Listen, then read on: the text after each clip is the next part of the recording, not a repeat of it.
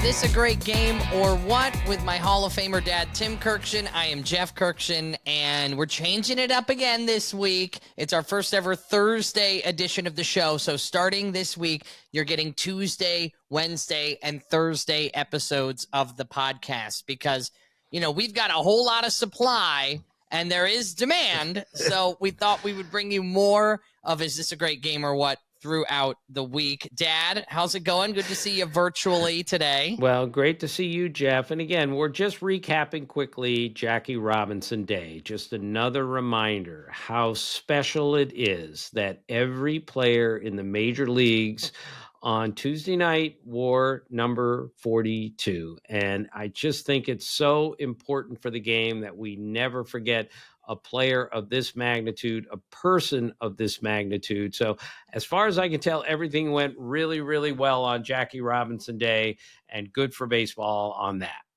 And this weekend is Easter weekend, and you and I will get to be together with the family, which is great. So actually, the first of next week's episodes on Tuesday will be recorded from our little Easter vacay, which will be an interesting look. So if you don't follow us on YouTube already, or Instagram, or TikTok, or Facebook at Great Game or What, you can see the full episodes actually on our YouTube. You can see where we do the show from. But it's Easter weekend coming up, Dad. Right. And later in the podcast, we will have the all Easter team as a tribute. And believe me, Jeff, there are a few stretches in this one, as there are. When you're trying to do a team, Tim, every week, even for dopes like me, it's a challenge. But we'll look at that later in the show. If anyone has any good ideas better than I came up with, please send a note to us. Do you have any takeaways from the last couple days in Major League Baseball? Yeah, again, Jeff, one of the most unpredictable seasons I've ever seen. Like yesterday morning, Wednesday morning, when we taped this, the leading home run hitter in the major leagues was Tyler Soderstrom of the A's. The leading RBI guy was Wilmer Flores of the Giants, and the leading hitter in the major leagues was Jonathan Aranda of the Rays. Now, all three of these guys are good major league players. Don't get me wrong, but they are leading the major leagues in those three categories. My point would be, I would say a month, 3 weeks into the NBA season, no one other than the absolute stars in the league are leading the league in scoring, rebounding, assists. But in baseball, it happens all the time. Tyler Soderstrom already has 3 multi-homer games in his first 17 games of the season. 3 multi-homer. The last A to do that was Hall of Famer Reggie Jackson. So this is why baseball is so beautiful, is that these things happen all the time, and leaders are guys you look at and go, good player. I didn't think he'd be leading the league in home runs at this point. Dad, exactly. Like, you can't just inbound the ball to Shohei Ohtani in the bottom of the 9th inning and expect him to be the one at bat, right? You might be in the 8 or the 9 hole, and you have to deal with that. It's not like the Savannah Bananas, who have the golden batter rule, where you can go to any batter in your lineup and just let them bat whenever you need them, right? That's not going to happen in Major League Baseball. Well, if it does happen in Major League Baseball, I will retire immediately. And I'm not trying to be dramatic here. The beauty of the game is everyone has to bat. Shohei Ohtani does not touch the ball on every possession. This is one of the great beauties of the game. All right, another thing this week, Hunter Brown of the Astros is red hot, 1.98 ERA his last 13 starts. And I find it interesting because last week, or earlier in the week, we highlighted Hunter Green of the Reds, how good he's been. So if you're a young kid and your first name is Hunter and you have the last name of a color, you might want to try to become a pitcher, because there seems to be a wave of that going on in the big leagues. Hunter Brown, by the way, Jeff, played for the Big Train in Bethesda, Maryland. And, you know, and you've thrown out the first ball there. I do that every year. It's a cool thing. I love it. Cabin John Regional Park, which is now Povich Field, named after Shirley Povich. It's a great thing. So I was talking to Hunter Brown not too long ago about, like, when they first found him, the Astros, because and he comes to throw for the first time for the Astros after getting drafted. So he shows them his stuff, and then the pitching coach says, so do you throw anything else? And Hunter Brown says, well, I threw a curveball in high school, but the umpire couldn't call it. The catcher couldn't catch it, and the hitter couldn't hit it. So I stopped throwing it. So they said, well, let us see the curveball. And then he throws the curveball, and it's like, great. So there's no telling. All you got to do is ask a question. Do you have another pitch? Oh, yeah, I threw it in high school. My catcher couldn't catch it. You know what that sounds like to me? A pretty good pitch. Absolutely, it does. And last thing, Jeff, I covered the Tigers in the postseason last year, and I got a really good look at them. And, as of the other day, they were tied for the best record in the major leagues. Way too early to get excited. However, I'm really fascinated by the way the Tigers play. They are so unpredictable because A.J. Hinch, their manager, doesn't have a set lineup like any day. Okay. So when you're the other manager trying to prepare to face the Tigers, you have no idea what they might do with their lineup, who they might start, who they might hit leadoff, who they might hit fourth. It changes every day.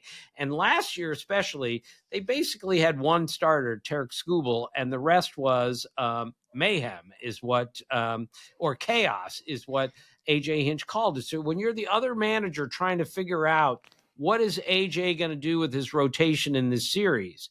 What's he going to do in the bullpen? There's no telling because, Bo Brisky might start a game one day and close a game the next day. And that's not an exaggeration. So they are so unpredictable that they are so difficult to match up against. That's one of their strengths. So, they're not the sexiest team in the world, but I really enjoy watching them because they are so different.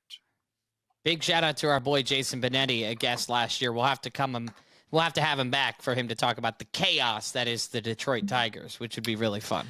Right. Okay, the Kurkjians for the week, Jeff. Again, short week, but I was intrigued by this.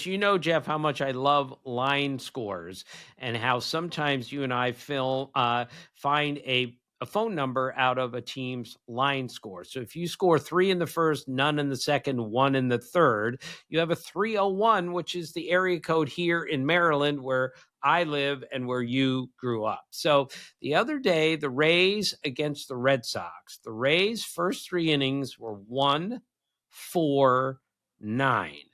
So I looked it up. It's not even an area code. And I got to thinking, I don't think I've ever seen a team score 1 run in the first, 4 in the second, 9 in the third. Go look at it. Look how weird it looks. So I called Frank from the Elias and said, Frank, I've never seen this before. Can you check if this has ever happened? And he wrote me back and said, this has never happened in baseball history. And we played, Jeff, well over 200,000 games. We played for 150 years, and no team had ever scored 1 in the first, 4 in the second, 9 in the third. I know it's as pointless and as useless as possible, but I like that stuff. And I find that other people do also. Well, every once in a while you run things by Frank at the Elias and all of a sudden you realize, oh wait, this has happened all the time, and you feel like your information. Oh yeah, Frank, you went the wrong me stuff way. Back. Tim, it happened 3 times last year. It happens, but as long as I'm curious enough to come up with the idea, I can look up a lot of stuff on my own. But when only the Elias can look it up, and then they find something that's never happened before, that's a pretty good thrill. So what does Frank from the Elias look like? Oh, Frank is great. And his buddy John, these are the Lombarda brothers, and they essentially are in charge now at the Elias Sports Bureau. All my best friends in the world have worked at the Elias Sports Bureau. The Hurt brothers, all of them, they're the greatest. But yeah, Frank has young kids. In fact, I texted him for something the other day, and he said, sorry, Tim, I'm at my son's Little League game. I'll get back to you later. And I'm thinking, this is so good. So good. All right. That is the great. other thing he helped me with this week was that Jacob Wilson, shortstop for the A's, first 61, now 66 at bats, had no walks and only 3 strikeouts. Now, Jeff, in this era where we hit home runs, we walk, and we strike out, to see a guy get 61 at the time, at least, plate appearances, no walks, but only 3 strikeouts is really hard to do. So I called Frank and said, I need some context on this. So Wilson Ostadito in 2021 for the Twins had the exact same thing, 61 at plate appearances, no walks, 3 strikeouts. But the interesting part was the next other guy to do that was in 2011, Livan Hernandez, 61 plate appearances, no walks, 2 strikeouts. Jeff, he was a pitcher. His first 61 plate appearances. Wow. We understand a pitcher wouldn't walk, but for a pitcher to strike out twice only in his first 61 plate appearances, I got a kick out of that. I was not expecting that. And again, when you get information that just surprises you like that, that's what I call a pretty good, if not pointless, note. On this date in baseball history, what do you have for us, Dad, on April the 17th? Okay, on this date in 2001, Barry Bonds hit his 500th homer. And on this date in 2009, Gary Sheffield hit his 500th home run. That's kind of weird. And also on this date, 1976, Mike Schmidt hit 4 home runs in one game for the Phillies against the Cubs, and all 4 of them came in consecutive at-bats, Jeff. So it wasn't like he got 8 at-bats and hit 4 homers. 4 at-bats in a row, and he hit 4 home runs. And the first one he hit off, I think the first 2, he hit off of Rick Russell. And later in the game, he hit a home run off of Rick Russell's brother, Paul Russell. So he homered in the same game, a 4-homer game against brothers. How beautiful is that? That is incredible. All right, which brings us, Jeff, to this week's Team Tim, which is now an every Thursday staple where we take each franchise and name, in my opinion at least, not the correct opinion, not the right opinion, just my opinion, the greatest player in the history of that franchise. So because Mike Schmidt, it's the date of him hitting 4 homers in a game, I said, all right, well, let's do the Phillies this week. Yeah. Because I believe Mike Schmidt is the greatest Philly ever. Keep in mind, he won 3 MVPs. He won 10 Gold Gloves. He won 8 home run titles. He had a total of 548 home runs, and he led the league in home runs, 8 different times. So I'm sure I told you the story, Jeff. We were doing a game in Philadelphia like 10 years ago, and I'm the dugout reporter, so I'm not in the booth like I am now.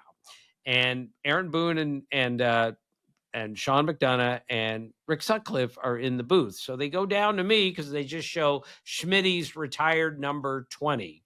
And Sean says, tell us something about Mike Schmidt. So I explain just how strong he was, led the league in homers 8 times, and how nimble he was to win 10 Gold Gloves. So I jokingly said, that combination, he can play the piano and he can move it too. Okay, it's just a line. It's just a sports writer line. So Rick Sutcliffe, who's one of my best friends in the world, and maybe after Eduardo Perez, the greatest teammate ever, says on the air, I had no idea that Schmitty could play the piano. I had to explain. I had to come back on the air from the dugout and say, I don't think he can play the piano. It was a joke. It was a line. He can play the piano and he can move it too. Amazing.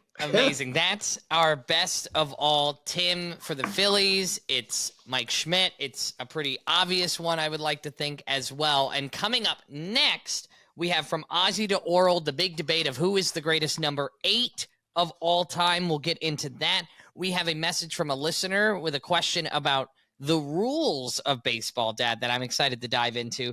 And then, of course, wrapping up, I am a seam head with David Firstman, who is showing us why he loves this game in a very unique and different way. That's all coming up next on Is This a Great Game or What?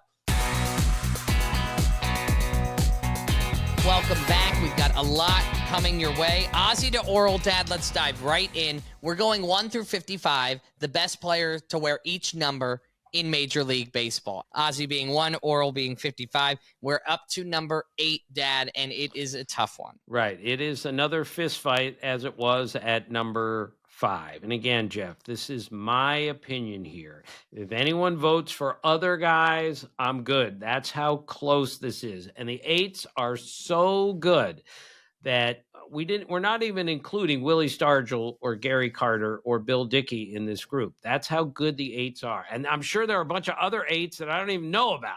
But I know that the four that I would pick are Carl Yastrzemski, Cal Ripken Jr., Joe Morgan, and Yogi Berra. Carl Yastrzemski had top 10 hits of all time, one of the great left fielders, defensive left fielders ever.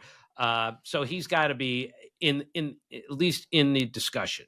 Joe Morgan is, for me, one of the three greatest second basemen of all time, back-to-back MVPs in 75, 76. Never forget that Jim Palmer once told me the Big Red Machine didn't become the Big Red Machine until Joe Morgan showed up. That's how good he was. Cal Ripken Jr., I believe, is one of the three greatest shortstops of all time. He changed the position by making it a position that big guys could play. I mean, Troy Glaus, Chipper Jones, Nomar Garciaparra, Alex Rodriguez, Derek Jeter, they all became shortstops in part because Cal Ripken showed a big guy can play the position, not to mention, 21-31, which, went way beyond that. So, but my greatest number 8 of all time, and again, totally debatable, is Yogi Berra. Yogi Berra won 3 MVPs. He finished second in the MVP voting twice. He won 10 rings, more than any player ever. I believe, well, along with Josh Gibson now, Josh Gibson, Johnny Bench, Yogi Berra, they're the 3 greatest catchers of all time for me. And again, he struck out 414 times in his career and hit 358 homers. I know, different time, different era, but Yogi Berra is my choice for the greatest number 8 of all time. If anyone votes for Yaz, no complaint. Joe Morgan, no complaint. And Cal Ripken, no complaint. But I'm going with Yogi Berra. I'd be interested to see what our listeners and our viewers have to say about that. Yeah, you can always chime in. You can message us on our website, greatgamerwhat.com, or at greatgamerwhat on any of our social medias. Now, speaking of, Dad, I want to quickly go into poor Pop-Pop here, okay? So, poor Pop-Pop is our chance to, well, just kind of commiserate. Maybe? Help me? Yeah, and maybe borderline insult you at times, and I apologize for that. We poke fun in good-hearted nature, right? So the other day you were at my house and you constantly have trouble with your phone apps. Like, I'll look at your phone one week and the next week I'll see you and you'll have one app in its own bucket labeled something that doesn't make any sense. Like, you'll have the calendar app in a bucket on your iPhone that says math and it's by itself. Or you'll have 2 phone apps, right? Like, I don't even know how you can get an extra phone app, but you have figured out how to do it. They're on 9 different pages. So anyway, your phone was up and I saw that you had TikTok on your phone. And that's when you so beautifully and so innocently told me that a friend of yours sent you a TikTok that you were in, right? And you said, I didn't know how to watch it. It made me download this app. And you said, I'm not sure how this got up here. Dad, Mark Schumann sent me a TikTok about when you found Mackenzie Gore and Dustin May, the gourmet thing. And I jokingly told you how proud I was that you could find that in today's starting pitchers. So he sent it to me, but I couldn't call it up unless I hit join TikTok. So I now have an app on my phone with TikTok. I don't even know how I got it. I don't even know how to use it. I don't want to know how to get it or how to use it. But yes, it's on my phone now. Yeah, and you almost made it sound like you weren't sure where this video came from, in the sense of, like, how did it get up on the internet? Well, I was the one who edited that and put it on our TikTok account. But, Dad, now you have a burner TikTok account. Do you know what that is? No, what does that mean? So a burner TikTok account is, like, for example, if an NBA player or a Major League Baseball player wants to search through and like posts and stuff, but they don't want the media knowing, oh, look at what he's looking up or look at what he's liking, they'll get a burner account. So it won't be under their name. It'll be just a generic photo of nobody, basically. and it's a burner account. So right now you could explore TikTok with your Tim Kurkjian, not Tim Kurkjian burner account if you wanted, or you could just use @GreatGameOrWhat, but you don't know how to log into that. So you're officially a burner account on TikTok. Look, Jeff, I offended an elderly fellow who sent me a text saying, don't you ever say that old people can't be good at technology. I'm not saying that. I'm saying I am terrible at technology. So when I see you this weekend for Easter, you will get rid of my burner account. Okay. No, you should keep it. You never know when you're going to need a burner account. You're good. All right, let's move on to Bob Hammond. Bob is a member of our family. That's what we call the people that listen to the show, right? At the end of the show, we always say, thank you for being a part of our family. And Bob writes, I know it's college baseball, but would be curious as to your reaction to the UNC baseball game where they had a no-hitter, and the last out came on a batted ball hitting a runner. That has scored a hit for the batter. So while UNC celebrated a no-hitter, it was not. And it's a quirky rule that baseball has brought us. Bob wanted to know our thoughts, even though this happened last week. We wanted to triple check and confirm with all of our umpire friends about what the rule is and how it stands. All right. Well, it's an ethical question, but the point is the rule states if you are hit by a batted ball, the batter gets a hit and the runner is put out. So technically, the rule was correct by awarding a hit and the no-hitter is lost. I didn't see the play, Jeff. If the ball's headed to right field, then and it hits the runner, the game's over and the no-hitter is over. That is the correct rule. The ethical issue is, what if the runner, and I've never seen this before, and I've covered baseball for 45 years and watched it for over 60. I've never seen a runner just get in the way of a ball like that in order to break up a no-hitter. Now, the rule is Bill Matthews, who's an official scorer friend of mine, a really good one, does the Rays games.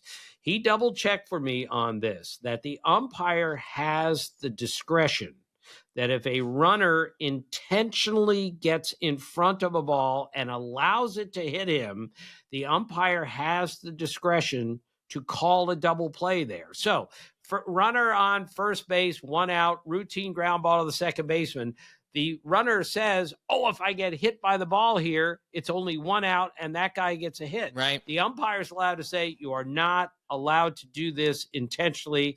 And if the umpire rules that would have been a double play, he can call a double play there.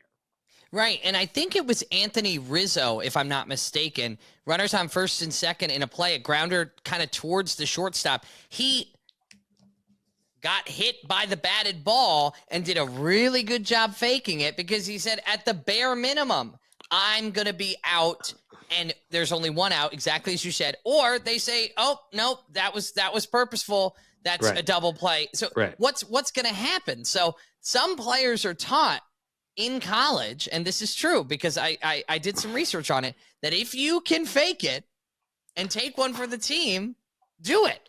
Of course, Jeff. People have been cheating in baseball for 150 years. If you're not cheating, you're not trying. That's an expression. And we're not condoning cheating to our young fans out there. But yes, if you can get away with faking something and you only get 1 out on the play instead of 2, that's what you're taught to do, not just in high school, but every level after that. And bringing back I Am a Seamhead, you can always reach out to me, jeff@greatgameorwhat.com. Send us a voice memo, an audio note explaining in 30 seconds why you are a seamhead, and end it with, I'm Jeff Kurkjian, and I am a seamhead.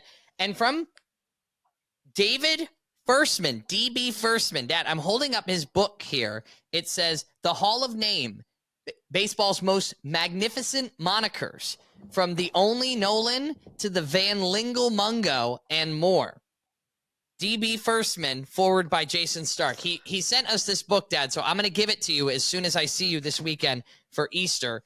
And he is a seamhead because of his love of names, which you share a huge love of names and making crazy things out of them, whether it's an anagram or whatever it might be. And Jeff, this is the first person who has called in who was not a friend of mine. The other 4 guys we used were all friends of mine. So the aptly named David Firstman is the first person to appear on our podcast with an I am a seam head, and you really need to listen to this. I'm a seamhead because of my obsession with player names. I make them into anagrams. For example, former Texas Ranger Warner Madrigal, anagrams to marginal reward. And with 12 unique letters, Dustin Ackley has the most letters in his name with no duplicates. And I also wrote a book called Hall of Name, detailing the stories of the most unique names in baseball history. I'm David Firstman, and I'm a seamhead. Excellent job. Jeff, Dustin Ackley, it's so good. There isn't a repeat letter in that guy's name. You know how much I love anagrams. We've been over, Max Fried, anagram Dream Fix, and he has been a dream fix for that Yankee rotation this year. We, of course, a few years ago, Clayton Kershaw became the all-time strikeout leader for the Dodgers. So his anagram was LAK Hero Wants Cy. That is an anagram of Clayton Kershaw's name. And we're going to say this for the third week in a row. Blake Sabol is my favorite baseball name. Backup catcher, been around. Baseball OK is an anagram of Blake Sabol's name. He has the word baseball in his name. How can that not be our favorite name? So I also have a little bit of a ranking here in no particular order. The top 3 with anagrams would be Tim Kurkjian, DB Firstman, and Robert Langdon, if you're familiar with Robert Langdon. What does that mean? Come on. Yes, I know Robert Langdon. I've seen the movie 50 times. Da Vinci Code. Yes, I love Robert Langdon. He has photographic memory. Oh, yes, right. Madonna. And he changes all the letters. Madonna of the Rocks. Yes, I got it. Yes. Right, Da Vinci. Thank you. I love it. Oh, sorry, Jeff. I didn't know what you were getting at. The greatest cover-up in the history of mankind. Right. Okay. All right. Enough of that. All right. All right, Jeff. It's like the Da Vinci Code and Lion King, the movies we might quote the most. Right. That is terrible. Madonna of the Rocks. All right. So Easter weekend is upon us, and we have Team Tim. You said it was a stretch at the top of the show. Jeff, what do you have? All stretches. Okay, let's be clear. To come up with a team, the All Eclipse team, there's some stretches in there. Okay, the captain of the team and of the first baseman, of course, is Luke Easter, who played 8 years, mostly for the Indians. He's our first baseman. Emmanuel Burris is the second baseman. Jake Lamb is the third baseman. Perfect. Angel Baroa is the shortstop. Jesus Alou, or as Dan Patrick calls him, Jesus Alou. No, that's Jesus. He's Jesus. That's Jesus. Matt Holliday, of course, Easter is a holiday. And Ron Shepard, that's our outfield. And we've had a couple of pitchers make their recent debuts here. Brad Lord of the Nationals, Matt Church. I looked this up. I can't believe it. There's a former pitcher named Warren Peace. His name is Warren Peace. Peace, of course, the key word here. And this is the stretch of all stretches. We had our last 2 pitches are Ralph Good and Greer Friday. So we have Good Friday on the All Easter team. That's amazing. That's a stretch, Jeff. And I didn't know there was a War and Peace. Do you think Leo Tolstoy is pretty upset about that? He wrote War and Peace, for goodness sake. Oh God, that's so good. That's so bad, Jeff. But this is how we keep ourselves occupied. It's what keeps a smile on our face, and we're not apologizing for coming up with the All Easter team. And I repeat, if anyone out there has a better All Easter team than mine, please send it in. We'll run it. Thank you so much, as always, for listening. Thank you for becoming part of our family now 3 days a week, Tuesday, Wednesday, Thursday episodes of Is This a Great Game or What? I mean, we started going 2 episodes a week just a couple weeks ago and said, we've got so much fun. We're having so much fun and we have so much content that we want you to hear and see. that we're excited to bring you more content 3 days a week. If you missed yesterday's interview with Coach Boeheim, it's up on the feed. Do us a favor, subscribe wherever you're listening right now. Share this podcast with somebody you love, somebody who loves this game, because it's a family-friendly podcast. That's what it's all about. So take that time, subscribe wherever you're listening or watching right now. It does wonders for us. We would love for you to be a part of our family every single episode. All right. Well, thank you so much for listening, Dad. I'll see you this weekend for Easter. Can't wait. Right. Can't wait. Thank you for listening. And, of course, thank you for being a part of our family.